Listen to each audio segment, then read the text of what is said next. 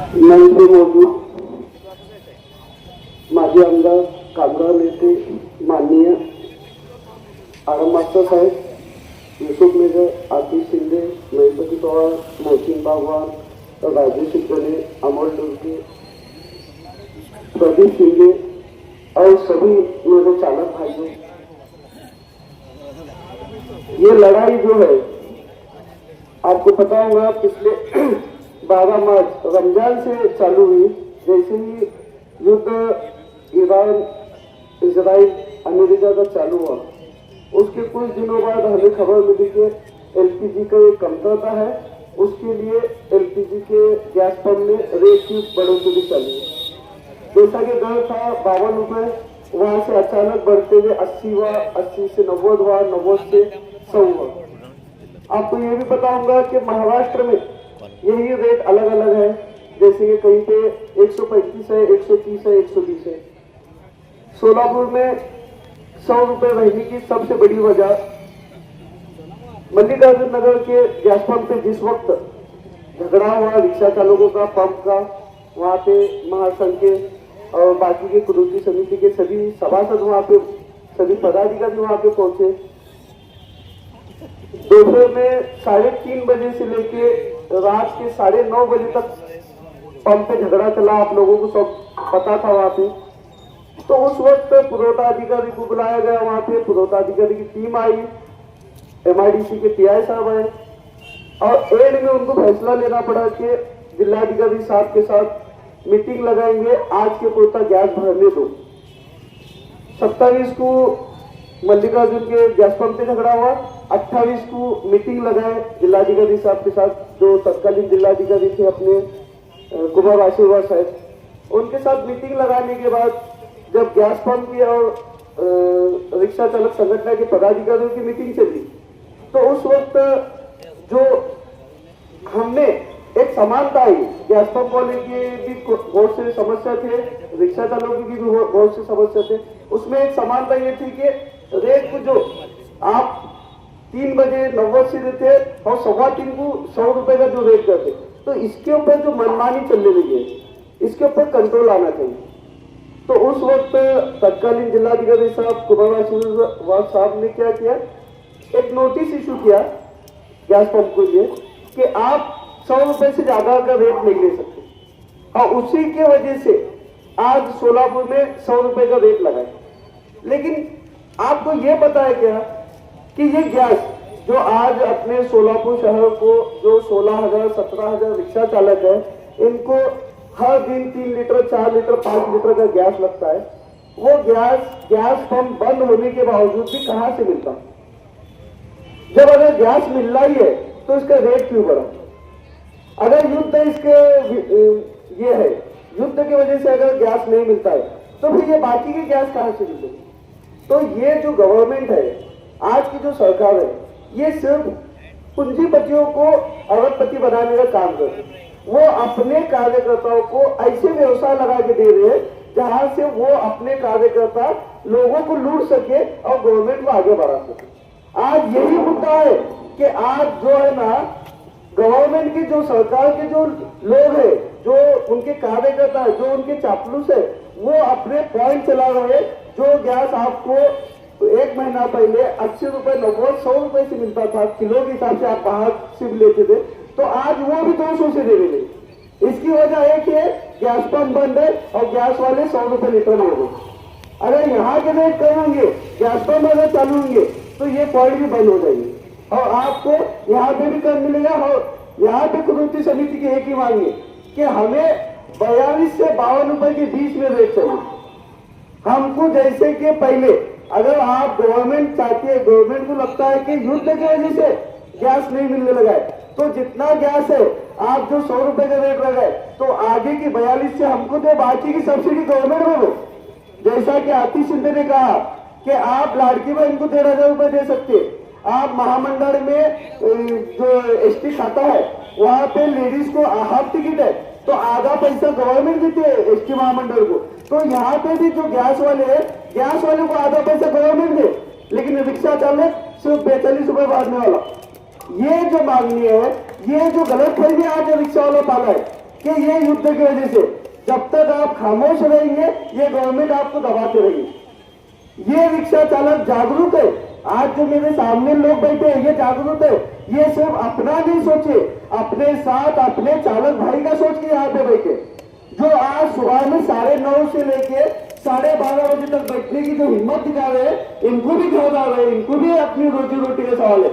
लेकिन ये लोग सोचते कि मेरे बैठने से अगर फायदा होता रहेगा, मेरे बैठने से रेट कम होता रहेगा, मेरे बैठने से एलपीजी नियमित होता होगा, तो मैं यहाँ पे 3 घंटे बैठने के लिए तैयार हूँ, मैं यहाँ पे 10 घंटे बैठने के लिए तैयार हूँ। मैं इन लोगों का रास्ता देके बाकी के चालकों को कहना चाहूंगा कि आप लोग भी अपना ना सोचते हुए अपने चालक भाइयों का सोच के यहाँ पे आना चाहिए। हम जब तक हमें लगता है, कुदरती समिति को जब तक लगता है, हम आपको जमा करने की कोशिश नहीं करते, हम हमारे तरीके से निवेदन देते, हम हमारे तरीके से जिलाधिकारी से मीटिंग लेते। लेकिन जहां पे हमें दिखाना होता है कि चालक एकता क्या होती है, अगर उस वक्त आप साथ नहीं देंगे तो प्रशासन जागने वाला नहीं। आप लोगों को पता होगा कि एक माँ भी अपने बच्चे को दूध नहीं पिलाती जब तक वो रोता नहीं, जब तक वो बिलबिलाता नहीं, जब तक वो खेलता है, जब तक माँ भी ध्यान नहीं देती। अगर आप खामोश रहेंगे तो याद होगा गवर्नमेंट आप पे ध्यान नहीं देने वाली। जागना है, हमें एकत्र होना है। जो बाबा साहेब अम्बेडकर साहब ने कहा, शिक्षा संगठित हुआ संघर्ष करा, आज हमें शिक्षण के साथ संगठित होके हमें संघर्ष करना है। और ये संघर्ष हमें तादाद में नहीं गिनना है, ये संघर्ष हमें हमारे हौसलों से गिनना है। आज ये जो लोग हैं ये हौसला है। आज पूरा महाराष्ट्र देख रहा है कि सोलापुर वाले क्या कर रहे हैं, क्योंकि बाकी के जगह पे 135 रुपए रेट रहने के बावजूद भी वो लोग खामोश बैठे, क्योंकि उनमें दम नहीं है। लेकिन सोलापुर शहर जो है वो हुतात्मा की नगरी, सोलापुर शहर आजादी में सबसे बड़ा हक रोल अदा करने वाली नगरी, यहाँ से संघर्ष पैदा होता है। जिस वक्त हम पे जुल्मी 50 रुपए दंड मारा गया था, हमें लाखों रुपए का दंड हम पे थोपा गया था, उस वक्त भी पूरे महाराष्ट्र में सबसे पहले आवाज उठी सोलापुर से, और यही सोलापुर से आवाज उठ के महाराष्ट्र में हमने वो संघर्ष पूरा किया और हमने दंड माफ किया। तो हमें हमारे हौसलों से ये जंग को जीतना है। आप लोग ये बिल्कुल ना सोचे कि ये गवर्नमेंट जो है ये जंग की वजह से हमें रेट नहीं मिलता है। गवर्नमेंट अगर चाहेगी तो आज जिस तरह से 2 नंबर धंधे वालों को गैस पुरवठा मिलता है उस तरह से हमें भी मिलना चाहिए, हमें हमारा हक का मिलना चाहिए। लेकिन क्यों नहीं मिलता सोचे भी, क्योंकि हमारे एकता नहीं दिखने लगी। हम एक है ये भी समझ में आ रहा, जिस वक्त हम एक होंगे और ये पालक मंत्री की छाती पे बैठेंगे तो पालक मंत्री को मालूम पड़ेगा जो सातारा के ठंडी में है ना वो सोलापुर की गर्मी नहीं देख रहा है अभी तक। अभी तो ये गर्मी चालू ही है, ऐसे में भी हमारे रिक्शा वाले बैठे हैं, अभी उसको गर्मी का पता नहीं है। जिस वक्त ये सोलापुर 16 बन की निकली है ना उस वक्त नहीं यहाँ से निकल के सातारा को जाएगा ठंडी के। लेकिन ये पालक मंत्री को मैं दिल के गहराई से कहना चाहूंगा कि घमंड है और घमंड ज्यादा दिन नहीं चलता। हमारा शिष्टमंडल इतने बड़े नेता के साथ जो महाराष्ट्र को हलाने की ताकत रखता, जो पंतप्रधान को हलाने की ताकत रखता, पंतप्रधान को पीछे बटा के उसके छाती पे सोलापुर की रहता मारने की ताकत रखता, वैसे नेता को, वैसे शिष्टमंडल को उन्हें बैठो बोले नहीं, ये उसका घमंड था और ये घमंड रिक्शा वाला उतार के दिखेगा। इसके लिए आपको आह्वान है कि आप लोग एकजुट होना है।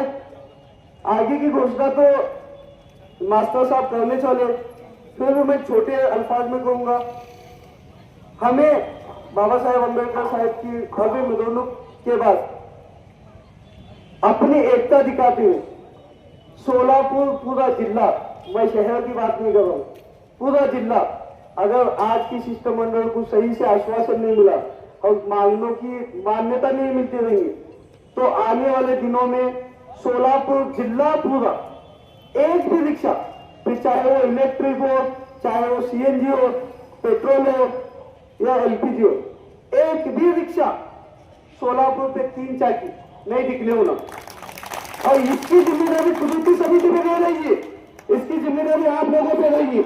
आप लोग जाके समझाना पड़ेगा कि वो चाहे वादी वाला हो, स्कूल के बच्चों को लेकर वाला हो, या फिर कोई भी हो, उसको उस गम में शामिल होना पड़ेगा और ये लड़ाई मजबूत करना पड़ेगा। कल हम ये टेम्परेचर में, आपको पता है ऐसे धूप में भी, कल हजारों रिक्शा पे हमने पॉम्पलेट चिपकाए। एसटी स्टैंड पे कई पानी की बोतल पीते पीते हम जाके वहां एसटी स्टैंड पे, रेलवे स्टेशन पे पॉम्पलेट चिपकाए रिक्शा पे। उनको हाथ जोड़ के विनती करे, रिक्शा चालक भाई, मेरे भाई, आपको आना पड़ेगा, क्योंकि ये लड़ाई, ये संघर्ष, ये कोई कुदरती समिति का या संगठन का नहीं है, ये तुम्हारे पेट पानी का है, तुम्हारे जो घर में बैठे औरतें बच्चे हैं उनका है। अगर आपकी गाड़ियां बंद रही है तो आपका घर चलना मुश्किल होगा, आपके बच्चों का एजुकेशन मुश्किल होगा, आपके दवाइयों का खर्चा मुश्किल होगा।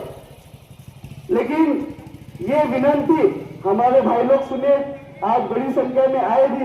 मैं इनसे विनंती करता हूँ, आने वाला संघर्ष बढ़ा रहेगा। ये संघर्ष में हर रिक्शा चालक और चालक के साथ मालक, क्योंकि मैं देख रहा हूँ कई मालकों को कुछ फर्क नहीं पड़ रहा, उसका चालक घर बंद चली गया, हम हमारे ऐश में बोल गए। तो रिक्शा चालक के साथ साथ मालक भी आना होना और मालक को भी इसमें सहभाग होना पड़ेगा। और इसी के साथ साथ आपको मालूम होगा कि हमारे माजी मुख्यमंत्री, जिन्होंने मुख्यमंत्री थे जब, आनंद दिघे साहब, धर्मवीर आनंद दिघे साहब, इनके नाम पे कल्याणकारी मंडल की स्थापना की। स्थापना करके आज 3 साल हुआ, अभी तक कोई बॉडी तैयार नहीं हुई, अभी तक कोई काम नहीं चल हुआ, लेकिन उन्होंने टारगेट पूरा कर रही थे।